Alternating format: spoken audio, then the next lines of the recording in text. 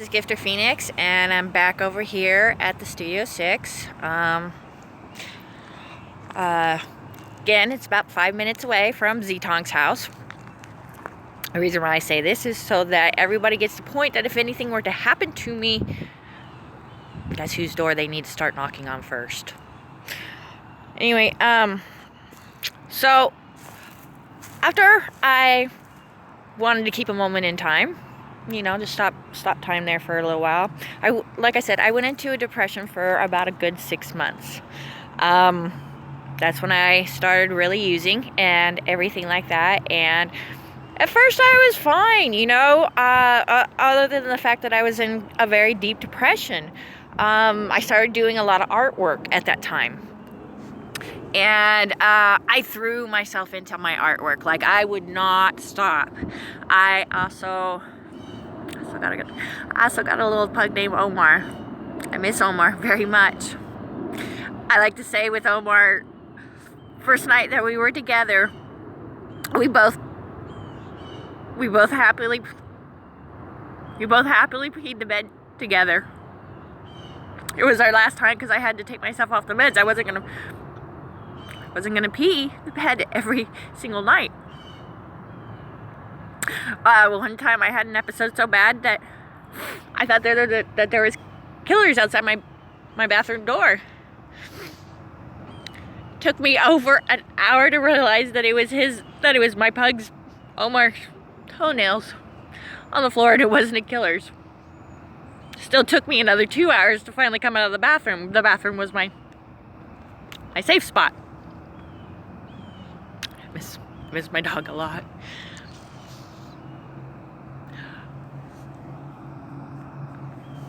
Anyway, I would say for about the first 6 months,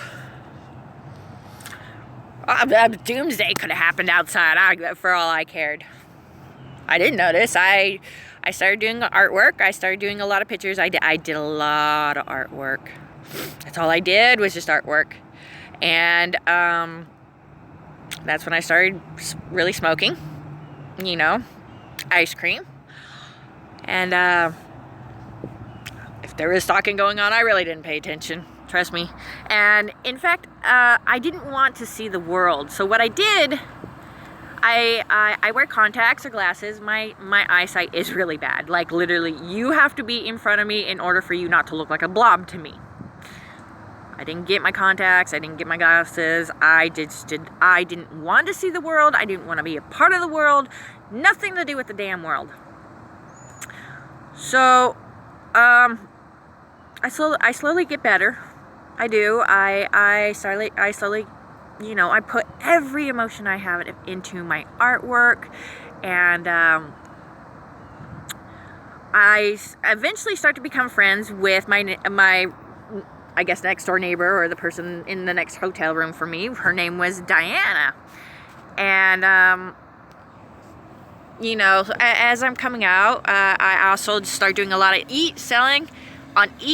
buying on eBay. I love bidding and everything like that on eBay. I really do. I'm really good at it. Like, I'm really good at it. And then I would turn around and sell all my stuff on apps such as OfferUp, 5 Mile, and Let Go.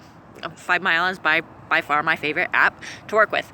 And a lot of times I would buy things in bulk, and I would give half of my stuff that was for me, I would give it to her. So anyway, things were okay. Like I said, I was slowly getting better.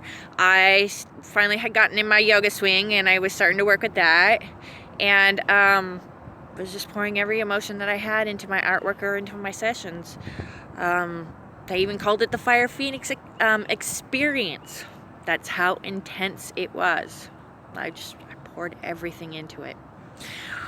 Let's just say Diana, she had to go to rehab. And right after that is when a lot of strange things started happening. That's when the stalking got bad. Or at least maybe the stalking already was bad, and I just finally started paying attention to it, because next door, there was this couple that moved in, and I could hear every single word they said. People, I am not trying to listen to other people's conversation. I don't want to know your business. I don't want you in my business. I don't want to know your business. And not only that, it seemed like they had a little child, a little 2 or 3 year old child. And the more I think about this, I question things, because all night long, literally all night long, this child would be crying. And we're not talking about any old crying. We're talking about screaming at the top of your lungs kind of crying. Now that I think about it, what child does that all night long, every single night? I'm not so sure anymore. In fact, this is part of what the stalking does, is that you're not sure about anything anymore. But for a child to scream all night long, every night, literally, I would sit there and think to myself, going, what kind of parents are these? To let your child cry all night long? I mean, it was non-stop crying. I don't know, I'm starting to, and I could hear every single thing. I went to the very edge of the bed. I stayed there and I curled up to be as far away from the wall as I possibly could. Because, seriously, I don't want to know your business. I don't want to know it. I tried to be quiet. I tried to, it was really bad. And I tried to go to the office and I tried to say, look, you know, is it possible that I can move? Literally, I asked them this several times. I wanted to move rooms. I mean, they were driving, it was crazy. I'm not trying to get them in trouble. Maybe they're having problems in life. Maybe, you know, hey, I've had young kids before, although my kids did not scream all night long. I never got moved out. Problems just got worse. I don't know what exactly their issue was. And next thing I know, that's when the laser lights started in my windows. That's when the flashlights were starting into my window. Like, a lot of crazy things started to happen. There was one time I was trying to block out my window and stuff like that, with a whole bunch of paper bags all taped together 3 times over. Okay, maybe a little bit tweaker soundish, I know, but it was a hope, right? Because I don't know what to do. I'm just trying to get it to stop. And the lady from next door, she comes out and she's telling somebody else. She goes, "Yep, she just started that. She just started doing this." And I'm sitting here thinking to myself, going, "What the hell does she know that I'm doing?" Like, it's not like I'm being loud. I'm being pretty quiet as I'm putting this up. What, you hear my tape? What is it that you do? What is it that you mean by the fact of, oh, she just started all this up and yep, she's practically all boarded up there? How do you know this? There's a curtain right there.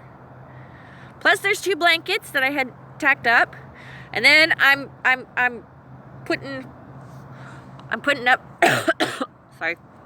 I'm putting up these and it's 3 paper bags together, taped up, so that I can have an extra border, because the laser lights don't seem to go through the paper bags too much.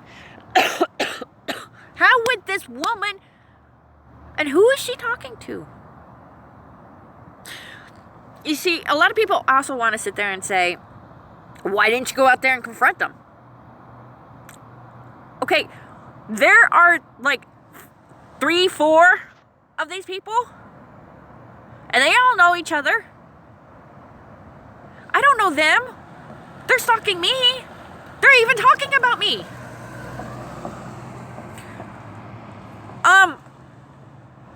Hello? Do they got guns? Do they got knives? Like, what else are they gonna say? Are they gonna beat me up? I am one person against 4 other people. 3, 4, 5. How many other people? How much are you gonna stay in your room?